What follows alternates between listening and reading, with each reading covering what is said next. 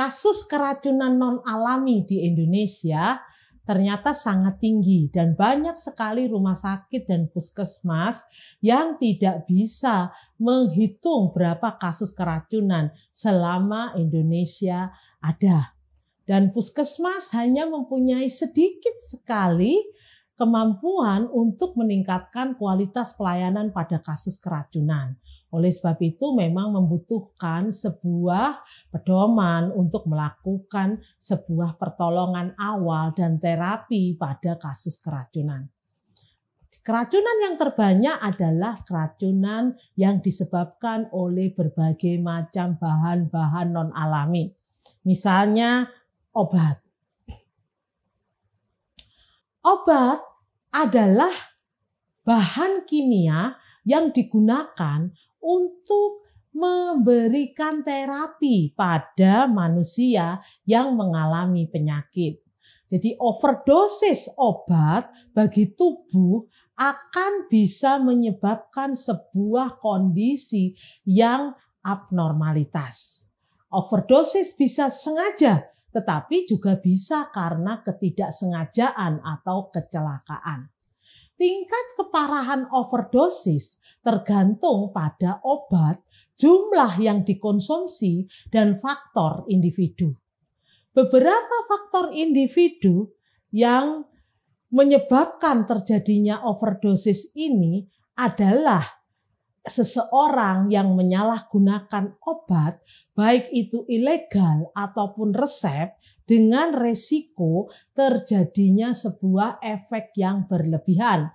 Misalnya efek halusinogen yang berlebihan. Yang kedua, jika seseorang menyalahgunakan obat karena telah overdosis di masa lalu dan mengharapkan efek yang sama di masa sekarang. Dan yang ketiga adalah seseorang yang menggunakan obat-obat dan mencampurkannya agar menimbulkan efek yang diinginkan. Misalnya alkohol dengan mencampurkan berbagai macam metanol. Nah, yang keempat adalah masalah kesehatan mental. Masalah kesehatan mental menjadi masalah faktor overdosis. Jadi siapapun yang mengalami depresi, melakukan bunuh diri, ataupun dengan perilaku, pikiran, dan tindakan yang berisiko tinggi, sangat berisiko untuk terjadinya overdosis, baik itu disengaja maupun tidak disengaja.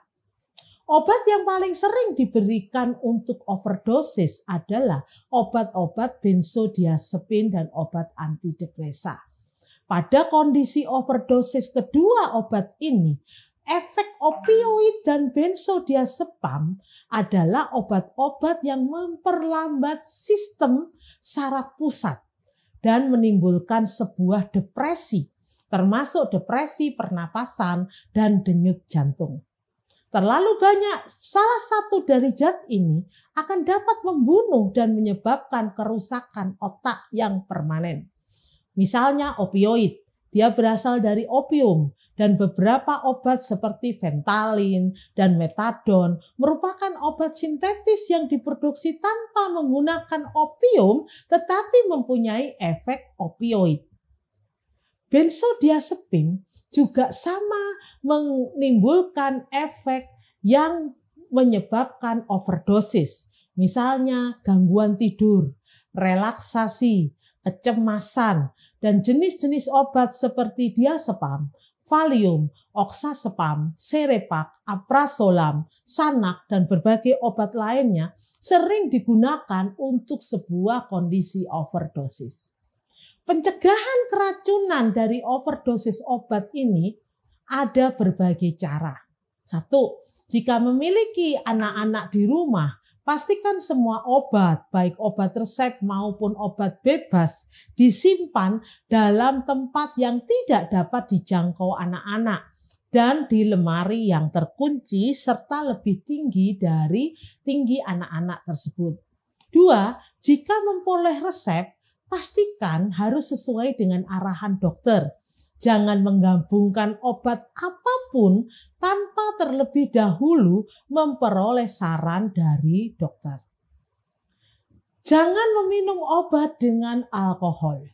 Bagi mereka yang menyalahgunakan obat, berhenti merokok adalah cara terbaik untuk mencegah overdosis. Selalu membaca label kemasan jika akan menggunakan obat. Dan dalam kemasan tersebut dilihat aturan pakai, indikasi obat dan tanggal kadaluarsa. Keenam, jangan memberikan obat Anda kepada orang lain jika orang lain memiliki tanda dan gejala yang sepertinya sama.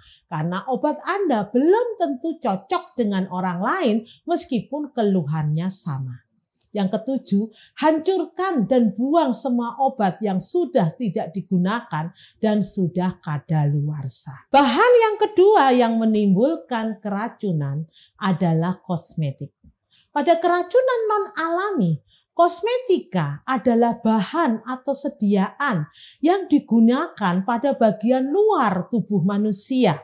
Epidermis, rambut, kuku, bibir, organ genitalia bagian luar ataupun gigi, membran mukosa mulut, serta juga wewangian.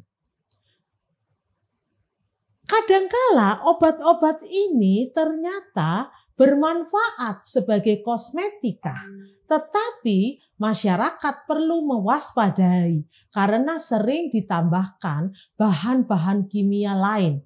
Bahan-bahan tersebut jika digunakan terus-menerus akan bisa menimbulkan keracunan kronis.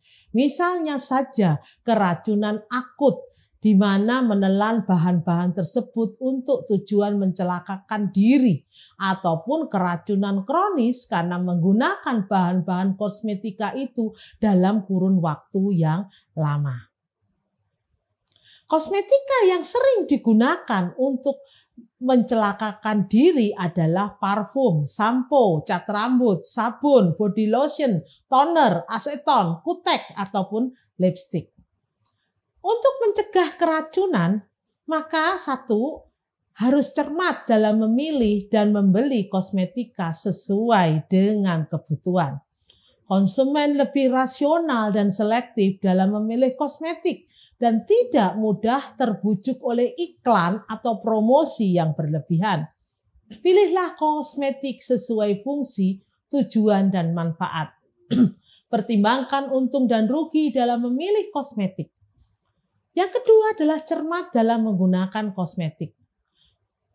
Konsumen perlu memperhatikan kegunaan dan cara penggunaan produk. Jika hamil, konsultasikan pemilihan kosmetik yang aman ke dokter kandungan dan dokter kulit. Dan sebelum menggunakan kosmetik, sebaiknya dilakukan uji coba kepekaan kosmetik yang akan dipakai. Siapa tahu akan menimbulkan alergi. Jangan gunakan kosmetik milik orang lain yang belum tentu cocok dengan kulit kita. Simpan kosmetik dengan baik. Bila timbul iritasi atau efek samping lainnya, segera hentikan penggunaan kosmetik. Konsultasikan ke dokter bila ada efek samping, misalnya ke dokter kulit jika ada efek samping yang terjadi pada kulit dan semakin parah. Ketiga, cermat membaca informasi yang tercantum pada label atau kemasan kosmetik. Konsumen memperhatikan informasi yang tersedia pada label seperti cara penggunaan, kegunaan, komposisi, tanggal kadaluarsa, atau peringatan yang lain. Dianjurkan untuk mencari informasi lengkap mengenai produk kosmetika tersebut. Untuk produk kosmetika yang terregistrasi, wajib mencantumkan nomor edar. Nomor izin edar akan memberikan banyak informasi tentang ternotifikasi dan juga nama dan alamat dari produsen. Kemudian jenis pada label. Dan daftar produk kosmetika tadi dapat dicek di website dari Badan untuk Obat dan Makanan.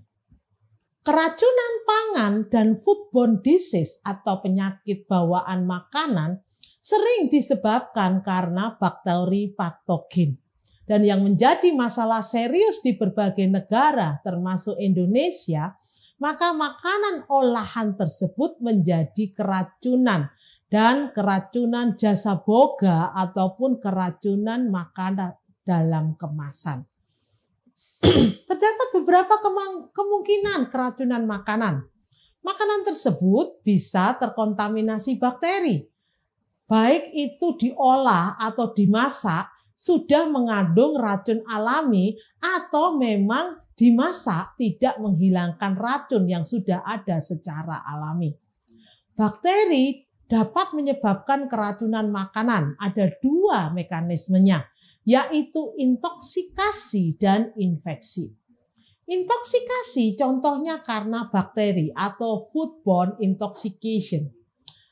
Keracunan pangan yang disebabkan oleh produk toksin bakteri patogen, misalnya metabolic toxin, disebut intoksikasi. Bakteri yang tumbuh pada pangan dan memproduksi toksin, jika pangan tadi ditelan, maka toksin tersebut akan menyebabkan gejala, bukan bakterinya. Beberapa bakteri patogen yang dapat mengakibatkan keracunan pangan melalui intoksikasi adalah Bacillus cereus, Clostridium botulinum, Staphylococcus aureus. Sedangkan yang kedua, infeksi oleh bakteri patogen atau foodborne infection. Bakteri patogen dapat menginfeksi korban melalui pangan yang dikonsumsi. Dalam hal ini, sakitnya seseorang adalah akibat masuknya bakteri patogen ke dalam tubuh melalui konsumsi makanan yang tercemar bakteri. Dan untuk menyebabkan penyakit, jumlah bakteri yang tertelan harus memadai. Hal itu dinamakan dosis infeksi. Beberapa patogen yang dapat menginfeksi tubuh melalui pangan adalah bakteri Salmonella, Clostridium perfringens, Escherichia coli. Terdapat 3 faktor kunci yang umumnya menimbulkan KLB atau kejadian luar biasa, yaitu keracunan pangan akibat bakteri, misalnya kontaminasi. Bakteri patogen harus ada dalam pangan. Pertumbuhan dalam beberapa kasus, bakteri patogen harus memiliki kesempatan untuk berkembang dalam pangan untuk menghasilkan toksin atau dosis infeksi yang cukup untuk menimbulkan penyakit. Kemudian daya hidup atau survival. Jika berada pada kadar yang membahayakan, maka bakteri patogen harus dapat bertahan hidup dalam pangan dalam penyimpanan dan pengolahannya. Pencegahan keracunan karena bakteri ini dapat dilakukan terutama untuk bakteri patogen adalah mencuci tangan sebelum dan setelah menangani atau mengolah pangan.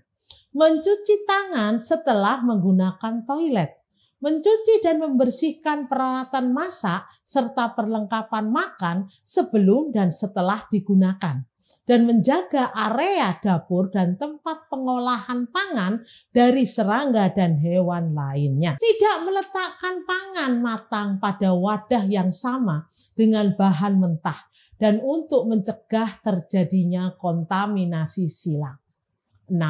Tidak mengkonsumsi pangan yang telah kadaluarsa atau pangan dalam kaleng yang kalengnya telah rusak atau menggelembung. Tidak mengkonsumsi pangan yang telah berbau dan rasanya tidak enak. Dan tidak memberikan makanan yang berisiko keracunan akibat toksin dari Clostridium botulinum pada anak. Mengkonsumsi air yang telah dididihkan. Memasak pangan sampai matang sempurna agar sebagian besar bakteri dapat terbunuh. Proses pemanasan harus dilakukan pada suhu di bagian pusat pangan mencapai suhu aman, yaitu lebih dari 70 derajat Celcius selama minimal 20 menit. Menyimpan semua bahan pangan yang cepat rusak dalam lemari pendingin dan sebaiknya suhu penyimpanan di bawah 5 derajat Celcius. Tidak membiarkan pangan matang pada suhu ruang lebih dari 2 jam karena mikroba dapat berkembang biak dengan cepat pada suhu ruang. Mempertahankan suhu pangan matang lebih dari 60 derajat Celcius sebelum disajikan. Dengan menjaga suhu di bawah 5 derajat atau di atas 60 derajat, pertumbuhan mikroba akan lebih lambat atau terhenti. Menyimpan produk pangan yang harus disimpan di dingin seperti susu, pasteurisasi, keju, sosis, dan sari buah dalam lemari pendingin. Menyimpan produk pangan olahan beku seperti nugget, es krim, ayam goreng, tepung beku, dan lain-lain dalam freezer. Menyimpan pangan yang tidak habis dimakan dalam lemari pendingin. Dan tidak membiarkan pangan beku mencair pada suhu ruangan. Membersihkan dan mencuci buah-buahan serta sayuran sebelum digunakan, terutama yang dikonsumsi mentah. Dan tidak mengkonsumsi pangan yang secara alamiah sudah mengandung racun, seperti ikan buntal atau ikan buntek, jamur liar yang belum diketahui jenis jamurnya, apakah aman dikonsumsi atau beracun. Bahan kimia rumah tangga. Bahan kimia rumah tangga banyak meracuni manusia dan tumbuhan, serta hewan peliharaan, dan menyebabkan efek kesehatan jangka panjang. Dan bahan-bahan itu adalah bahan-bahan yang mengandung bahan aktif, misalnya asam kuat, minyak tanah, pemutih pakaian, deterjen, thinner, bensin, pewangi atau pelembut pakaian, metanol, etanol, air aki, pencuci piring ataupun pembersih kaca, pembersih kloset dan pembersih lantai, serta bahan-bahan yang mengandung asam hidroklorid yang kuat, yang korosif, berbau menyengat, dan juga iritatif dan beracun.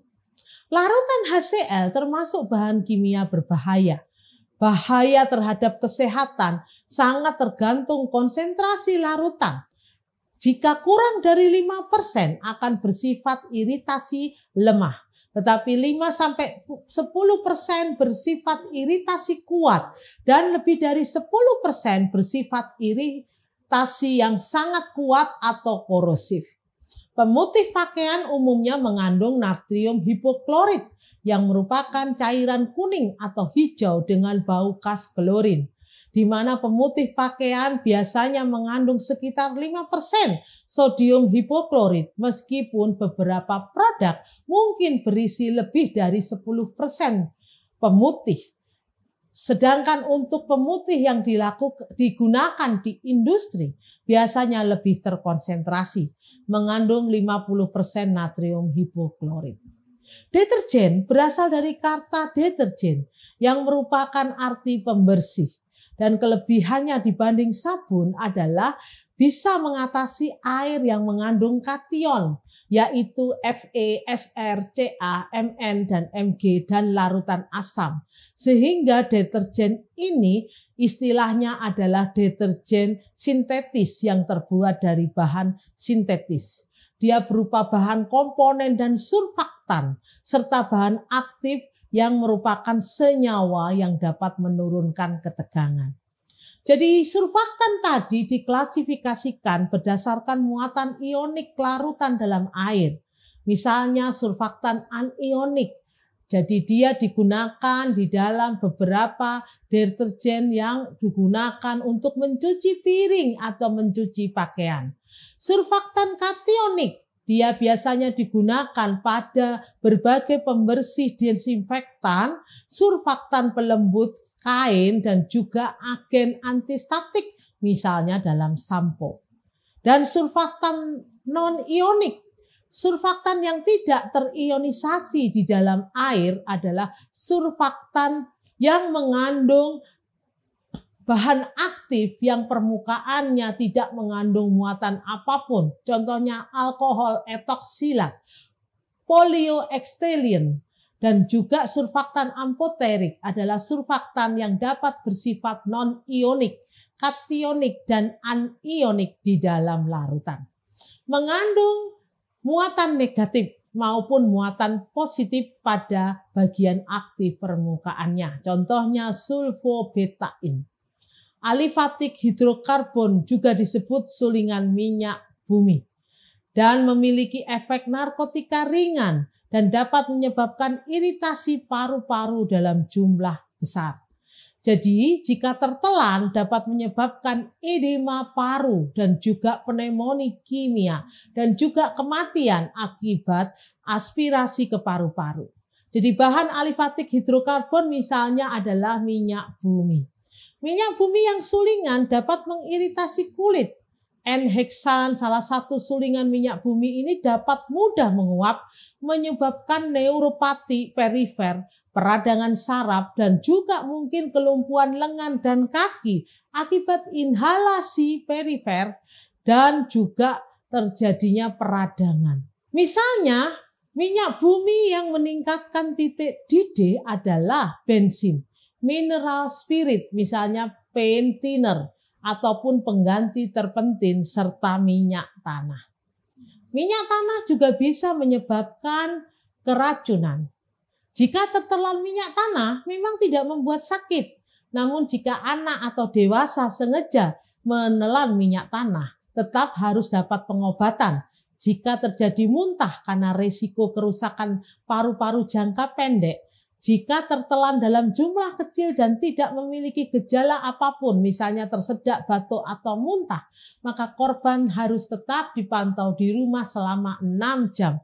Dan kalau dia terjadi sebuah masalah yang berkembang, maka harus dibawa ke rumah sakit. Metanol adalah alkohol industri yang dibuat secara sintetis dan biasanya tersedia dalam konsentrasi tinggi untuk keperluan industri. Metanol banyak digunakan dalam industri cat, penghilang vernis, pelarut dalam industri dan cairan mesin fotokopi, pembuatan formaldehid, asam asetit, kemudian metil derivat dan asam organik. Dari segi penampakan fisik, etanol dan metanol susah dibedakan. Metanol dan etanol sama-sama berbentuk cairan jernih, tidak berwarna yang mudah bercampur dengan air, berbau alkohol dan mudah terbakar.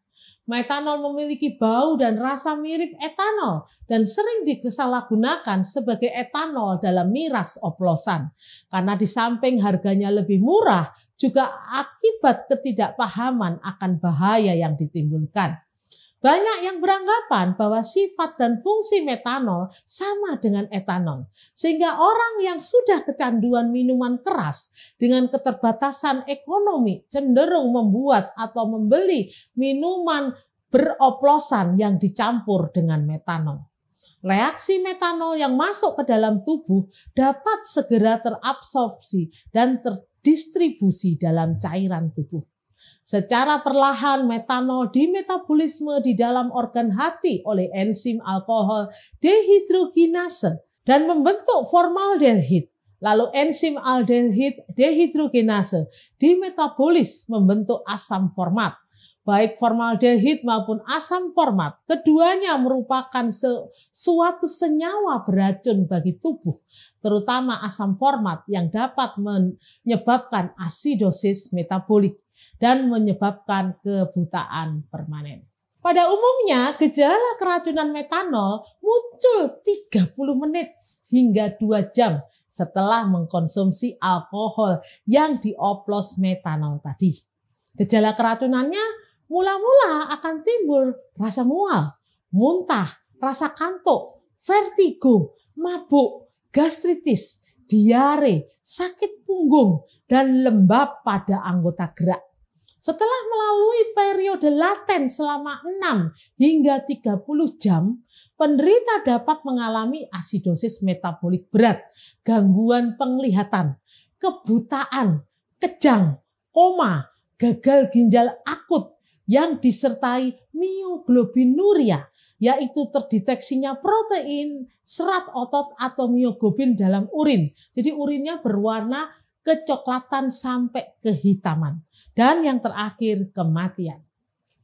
Pencegahan keracunan tadi maka kita harus membaca label kemasan, cara penggunaan, cara penyimpanan, peningkatan risiko bahayanya, serta digunakan sesuai dengan petunjuk label kemasan. Tutup rapat wadah kemasan dengan baik untuk menghindari tercecernya dan tumpahnya bahan.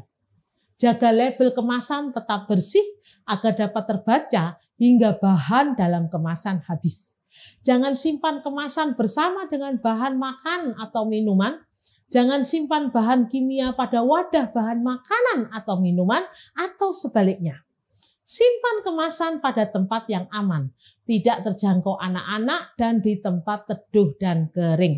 Simpan bahan yang mudah menguap pada ruangan dengan sirkulasi udara yang baik dan jauh dari sumber api. Cuci tangan dan muka secara benar dan bersih setelah selesai menggunakan bahan-bahan kimia. Pestisida. Pestisida digunakan karena sangat efektif dalam mengontrol hama, melindungi tanaman, dan agar tanaman tadi berkembang dengan baik.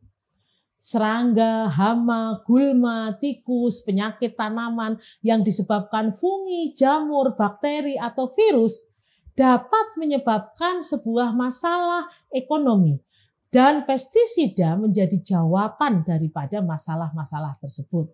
Secara umum, pestisida digunakan dalam kondisi sebagai insektisida, pestisida untuk serangga, rodentisida, pestisida untuk binatang penggerak, misalnya tikus, fungisida, pestisida untuk fungi atau jamur, herbisida, pestisida untuk gulma, dan fumigan, pestisida dalam bentuk gas. Walaupun penggunaan pestisida ini sangat bermanfaat, tetapi memang meningkatkan keracunan baik sengaja maupun tidak sengaja. Keracunan di tempat kerja, pengaruh yang merusak pada manusia atau makhluk lain yang bukan sasaran dalam jangka panjang, misalnya karsinogenik, teratogenik, mutagenik, dan kematian yang tinggi yang berhubungan dengan pestisida yang mematikan seperti aluminium fosfida yang merupakan contoh yang merugikan penggunaan pestisida akan menyebabkan kondisi keracunan pestisida ini sebuah fatalitas ataupun sebuah mortalitas pada manusia. Pestisida juga banyak digunakan untuk percobaan bunuh diri atau kesengajaan. Jenis pestisida yang sering digunakan untuk kondisi-kondisi bunuh diri ini adalah glikosafat, parakuat, organofosfat, karbamat, piretrin. Dan hal ini dapat dicegah kalau kita tahu cara menyimpannya. Menyimpan dalam ruangan yang kering dan tidak terjangkau anak-anak, jauh dari makanan dan minuman, dari sumber air, hewan piaraan, serta orang yang tidak mengerti kegunaannya. Simpannya dalam wadah sendiri dan jangan menggunakan wadah lain karena orang tidak mengetahui dapat mengira itu makanan atau minuman. Simpanlah selama waktu yang diperlukan. Jika sudah tidak digunakan, buang wadah beserta isinya. Jika bahan tumpah, jika dalam bentuk cairan, serap dengan serbuk gergaji atau pasir. Kumpulkan bahan ke wadah yang tertutup rapat untuk dibuang dan hindari dari sumber air atau saluran air, serta jangan menyentuh bahan tersebut. Untuk aluminium fosfida, hindarilah udara lembab dan biarkan di udara terbuka sampai proses hidrolisis berjalan sempurna. Hindarilah panas dan percikan atau nyala api dan sumber lainnya yang menimbulkan kebakaran. Hindari kontak dengan bahan yang inkompatibel dan jika terjadi kebakaran pada tempat penyimpanan, gunakan pemadam api dengan CO2, kimia tepung kering atau busa. Cara penggunaan. Bacalah label dan informasi lain sebelum penggunaan. Jika tidak jelas, dapat ditanyakan pada orang yang mengetahui. Misalnya pada toko yang menjual bahan-bahan insektisida tadi atau pestisida tadi, pada petugas penyuluh pertanian dan juga pada toko yang menjualnya. Sebelum membaca dan mengerti isi pada label, jangan menggunakannya. Jangan makan, minum, merokok selama bekerja. Yakinkan peralatan penyemprot bekerja dengan baik sebelum menyemprot. Dan saat mencampur atau mengencerkan, menyemprot ke lahan pertanian, membersihkan alat penyemprot, jangan mengerjakan sendiri dan hindari pemakaian tangan kosong. Sebaiknya gunakanlah sarung tangan karet, sepatu boot, kacamata, pelindung pernapasan, baju kerja yang menutupi kulit seluas mungkin. Jangan menggunakan pakaian, sepatu, sarung tangan yang kotor dan rusak. Hindari kontak dengan kulit, mata, dan membran mukosa pernafasan. Pada saat menyemprot, sebaiknya jangan makan, minum, atau merokok. Hindari teknik penyemprotan yang salah. Jangan menyemprot berlawanan arah dengan arah angin.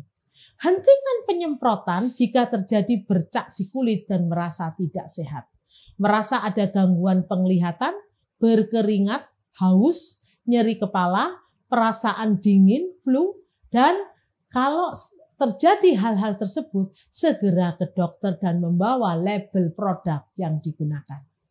Jika harus bekerja di tempat kerja atau pabrik, gunakan kacamata yang dilengkapi dengan penutup muka.